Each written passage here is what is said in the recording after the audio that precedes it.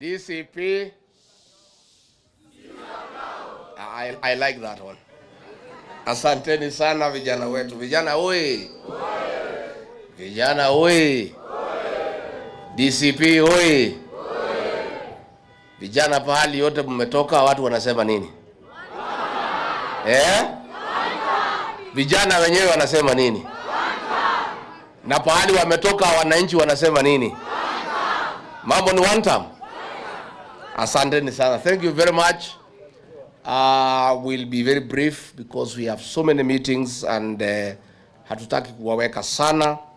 Let me first thank you, our young leaders, for creating time to come and engage with us and for making a very bold decision to pursue leadership. Leadership is a calling. And nobody will come to bring you leadership nyumbani. Wewe mwenyewe utatoka nyumbani uende utafute uongozi. So for you being here, we really appreciate. And I want to thank our youth leader, Wanjiku Thiga, for very good organization. And I have listened to our youth leaders who have spoken here, and I'm very happy. Let me appreciate the resilience and the sacrifice of our young people to liberate their country. This country is in deep trouble. We face extinction, we face anguish, and many challenges ahead. But God has been gracious to this country that our young people, the Gen Zs and the millennials, have taken a very firm stand that they will take an active role to liberate their country from oppression, from abductions, from extrajudicial killings, theft, mismanagement of public resources, nepotism, tribalism, and no other ills that bedevil our country, courtesy of one Githinji. Nyinyi vijana nataka kumwambia pongezi. You know, on June 25th, when our young people came out in large numbers to say enough is enough, I, Rigathi Gachagua, was not even aware of the existence of the Gen Zs. I came to know that day that there is a group of young people calling themselves Gen Zs who have taken the country by storm. So even as William Ruto was accusing me of organizing the Gen Zs and funding them, I was not even aware of their existence. I, like everybody else, woke up to ask, who are these guys, new guys in town? The new sheriff in town. The young people had come of age, and they had come to say, we are here, and we are not going to take any more nonsense in this country. And young as we are, fearless, we are available for this country. And you made your point. And since that day, the Gen Zs are part and parcel of every conversation in our country. And that is the way it should be. Let nobody tell you that you are the leaders of tomorrow. No. You are the present and the future. And you must take your rightful place in our country. You are the greatest stakeholder in this country because you have longer to live than all of us. You must therefore be part and parcel of deciding how you will be governed and how this country will be governed. Because if things go wrong, you start to lose the most. And if things go right, you start to gain the most. Therefore, vijana wetu, what you are doing is the right thing. And you have a date with destiny. Let me say, I disagreed with William Ruto completely when I was his deputy about the killing of our young people and the abduction of young people. I could not reconcile my conscience as a father, as a leader, as a head of a household, that a government that was elected by the people could turn against our young people, abduct them, torture them, and kill them. I was unable to be part of that government. and I made a very serious decision on the 26th of June, 2024. I flew to Mombasa and held a parallel press conference with William Ruto. When he was calling our young people criminals, I call them my sons and daughters. Sir. Many people try to stop me from having that press conference. Oh, you cannot speak when the president has spoken. But I say the president is behaving like an animal. I am not an animal myself, I'm a human being. And I must dissociate myself from his utterances. These are young people who are fighting for their country and for the right thing. And he is calling them criminals. And they are not criminals because what they were disagreeing with is what is criminal in nature. And I therefore affirmed our young people, and I said I want to be counted, that these are our young people, they are my sons and daughters, and they must be given a chance. And that's when I disagreed with William Ruto. After that day, until he threw me out of office, we never spoke again. He would just pretend to greet me in public, but he could not agree to face me because I would look at him at his face and ask him, why are you killing young people? You know, so my good people, DCP is your home. This is the home of the Gen Zs and the millennials. And my mission is very simple. Is to help you, the young people, get rid of kasongo and take your rightful place in the governance of this country. Hata nikimaliza hiyo niende wa Munyoro nikapumzike, I'll be quite happy. Kasongo waende, vijana wachukue nafasi.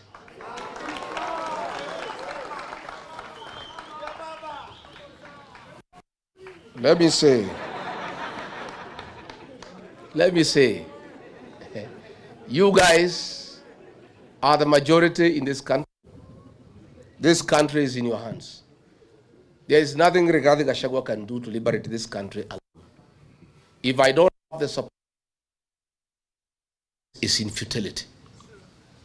You are the guys to deliver this country. And this country will be delivered on the ballot box. I want to persuade you this afternoon that when you go back home, you must talk to your colleagues, the Gen Zs and the millennials, to take IDs and register as voters. And I want to tell you, everybody wants Kasongo to go home. But that will only be actualized on the ballot. We are constitutional democracy. We don't want Kasongo to go home through unconstitutional means. No. We want to humiliate him at the ballot. And that will be done when you guys register as voters.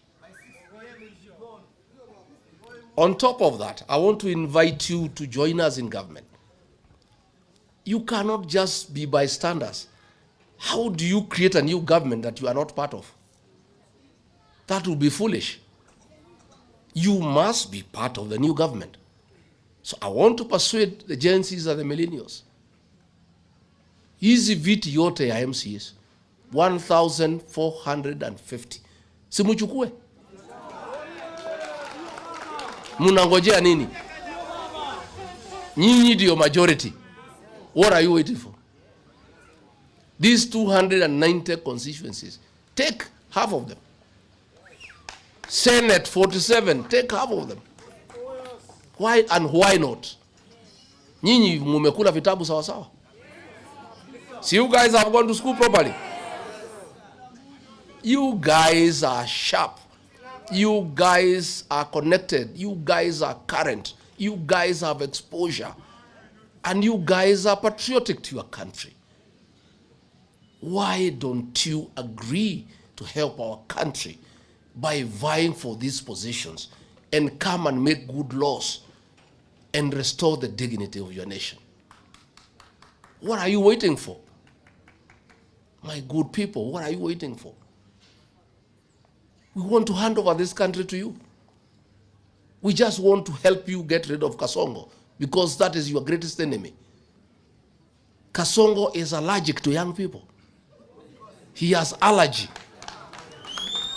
So the only way our young people can survive and prevail and take their rightful place in this country is when kasongo is wantam.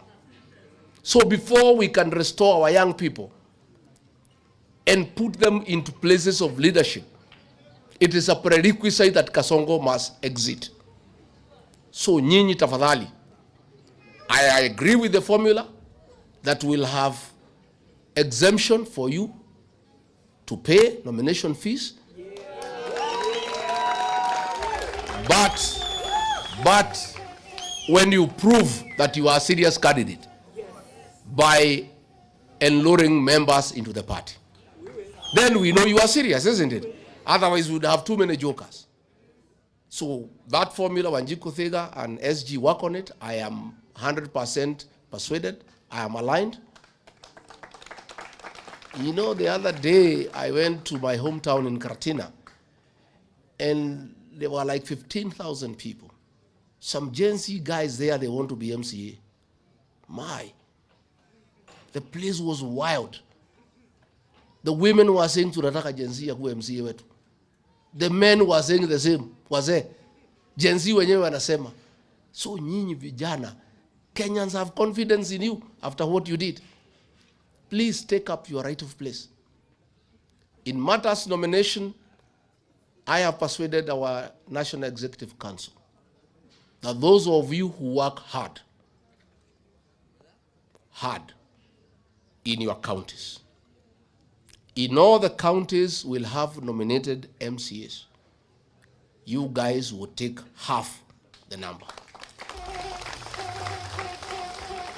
Kama hapa Nairobi nikipiga hesabu, DCP will have over 20 nominated MCAs.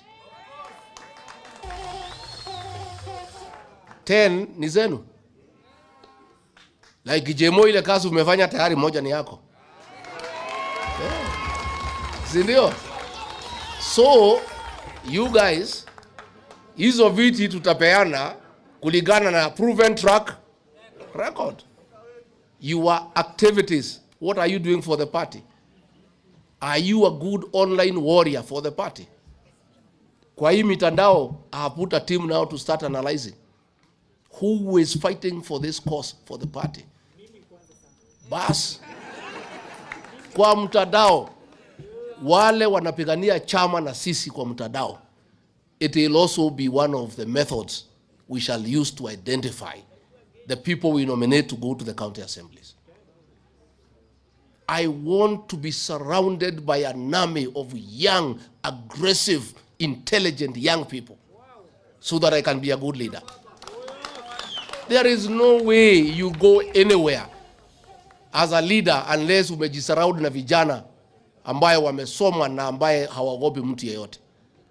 Rigathi Gachagua has availed himself to be surrounded by young leaders so that I can succeed. I'll go nowhere without you. I want you to come. We work together. I want you to take over these county assemblies, both the elected MCAs and the nominated ones, so that you set the national agenda for good governance, transparency, and accountability. I want to see young leaders in the National Assembly, in the Senate. And when I form government, even in the National Executive, we'll have a blend of the young, knowledgeable, energetic, backed up by the experienced, and with proven track record. Tukiweka CS ambaye ako na experience, tunamwekea kijana ya 24 years Gen Z kama PS wanafanya kazi naye.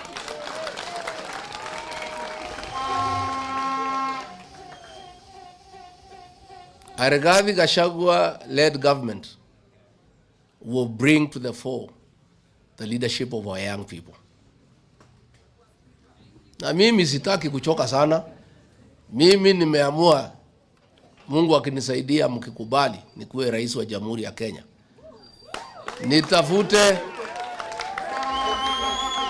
nitafute vijana, nijaze kwa serikali.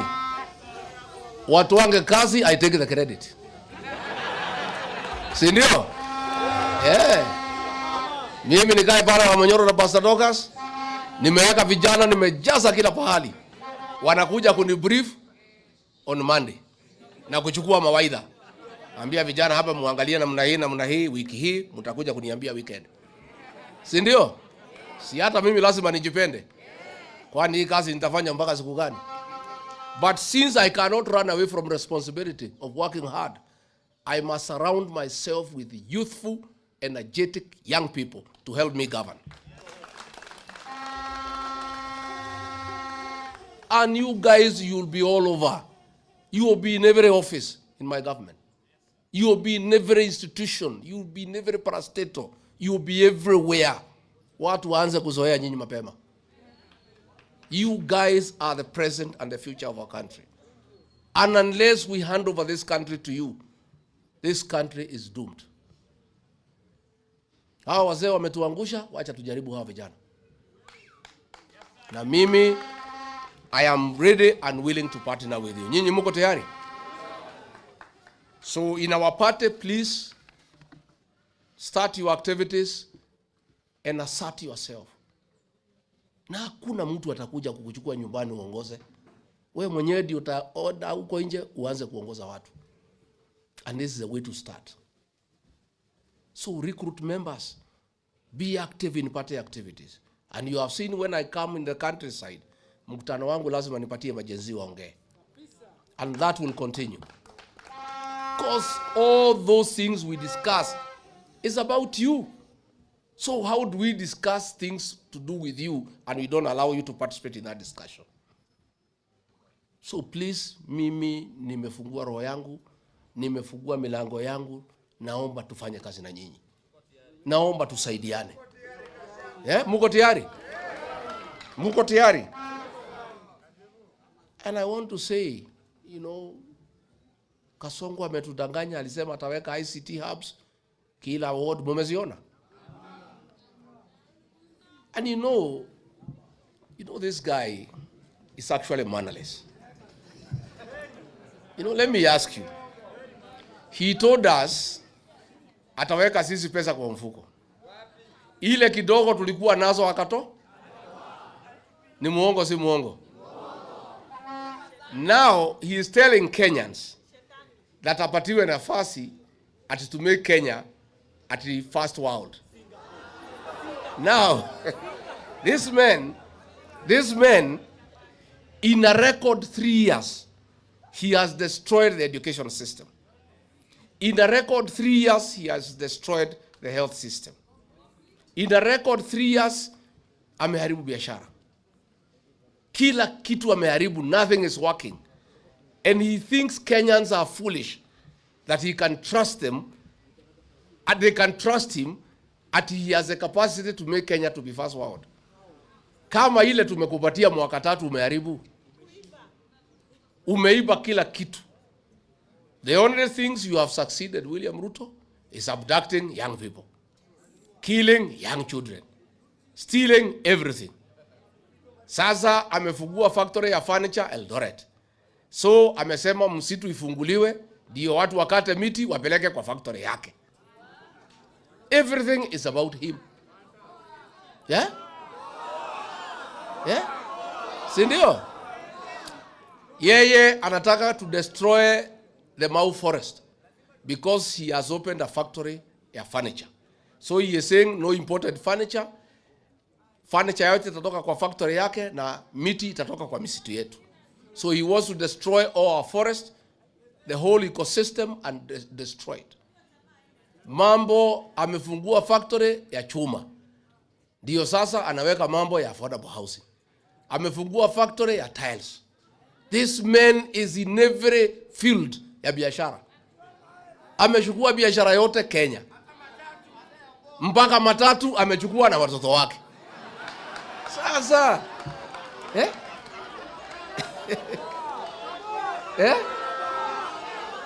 Sasa katika huko Mara ameweka hoteli. Aboseli, he is demanding from Governor Lenku 400 acres, aweke hoteli. Huko Samburu National Park, ameweka. This man has taken over all businesses and driven kila mfanyibiashara out of business. You know? Sasa tunashindwa, nyinyi vijana, mukileta mchezo, mukose kuchukua kura. Kwa sababu nyinyi ndio tegemeo letu. You are the only guys Ruto cannot bribe. You guys. You are the only people he cannot intimidate. You are the hope of this country. Without you guys, there will be no country. Please, my sons and daughters, I plead with you. Save this country. Save this country. Register as voters. Again, contest all these seats so that we can also have a good voter turnout when your supporters are coming to vote for you. Then tufukuze Kasongo, nyinyi mchukue nafasi tuendeshe Kenya yetu. Mwai Kibaki gave us free education, ameharibu. Kila kitu imeharibika. He is saying that since Mzee Raila has rested, that he has no opponent. Let me tell him, wewe William Ruto, Rigathi Gachagua is not your opponent. Kalonzo Musyoka is not your opponent. George Natembea is not your opponent. Martha Karua is not your opponent. Eugene Wamalwa is not your opponent. Your greatest opponent, in case you didn't know, are the Gen Zs and the millennials.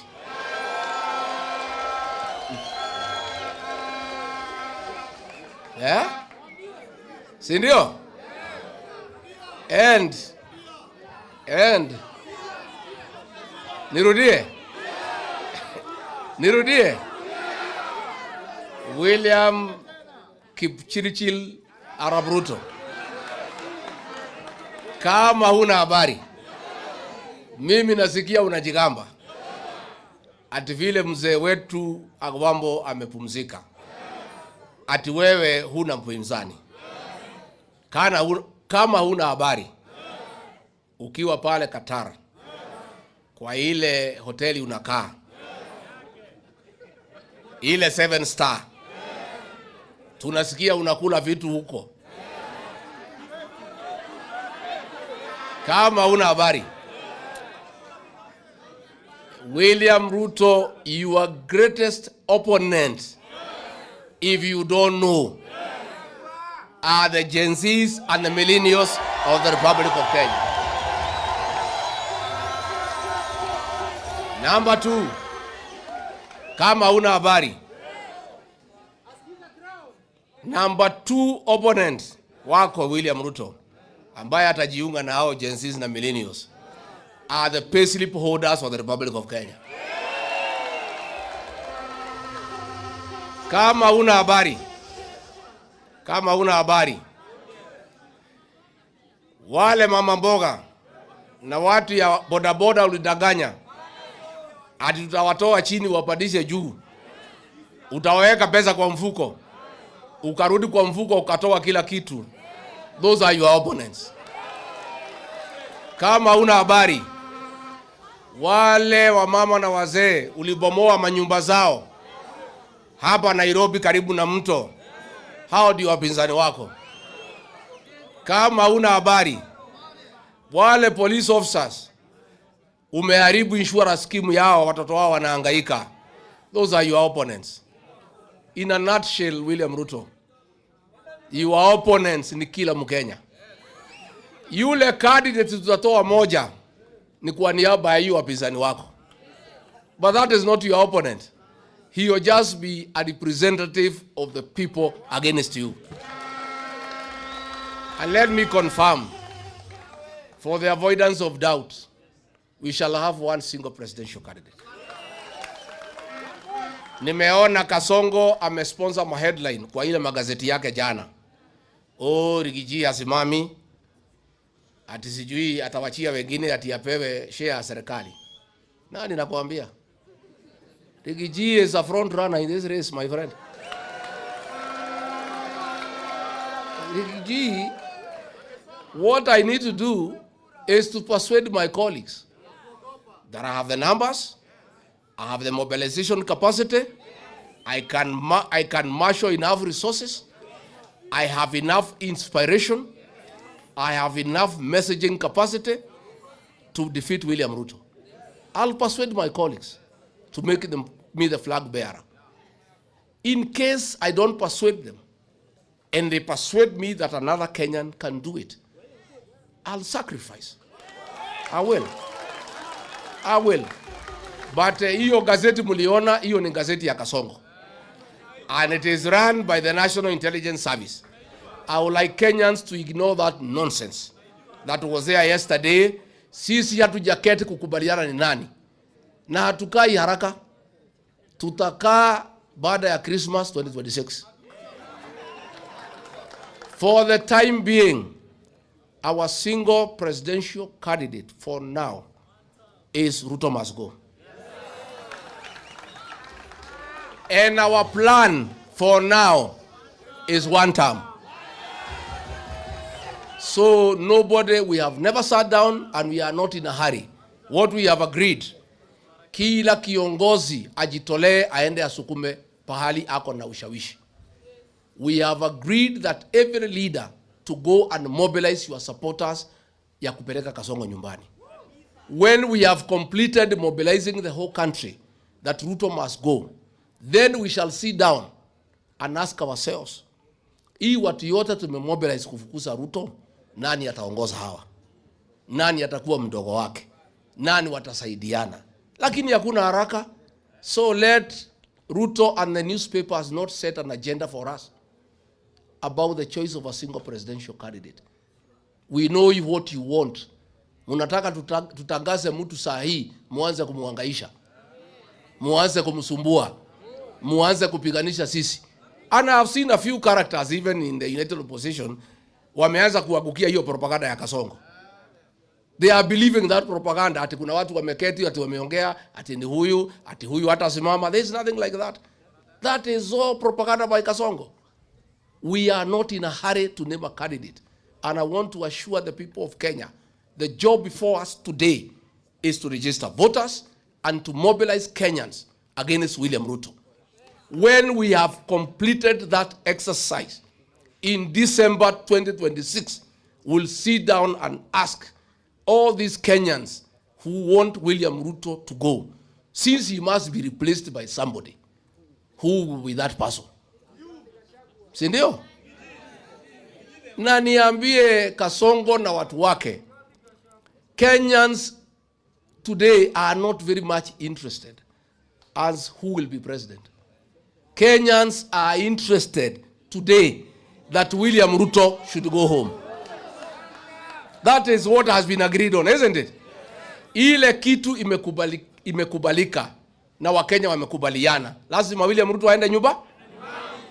As to who will replace him is not even a priority for the country for now. It is not a priority.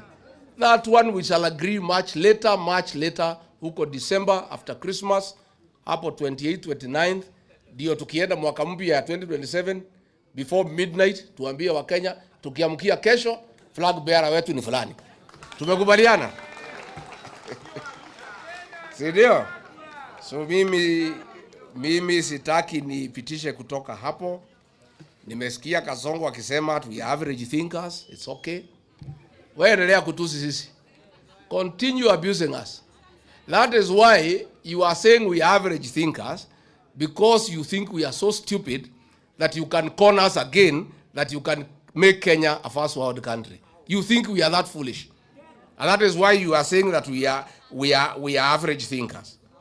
You know, ati unasema ati tuache ujinga, ati tutoe pesa vile tumetoa ya housing. Ulitulazimisha. Hakuna mtu alitoa pesa ya housing, you forced us. And I want to announce again,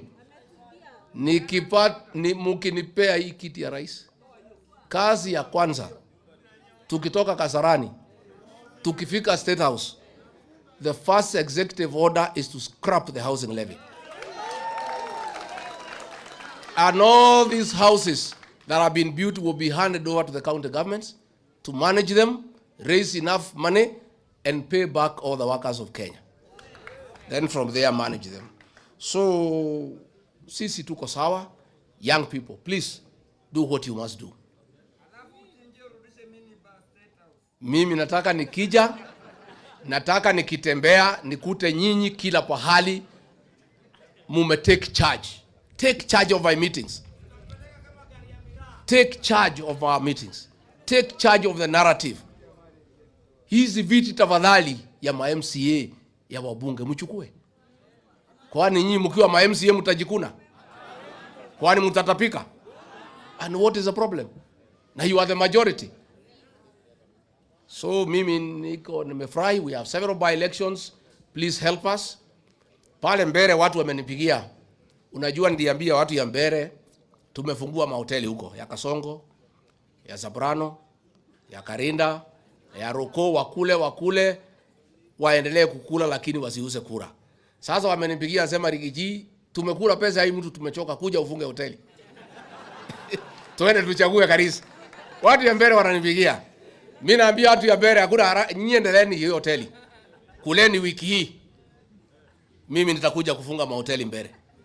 I'll come and shut down all those hotels. Na ile kivumbi tutaonaisha Kasongo hapo Mbere North. I'll go personally to Mbere myself. I shut down all the hotels.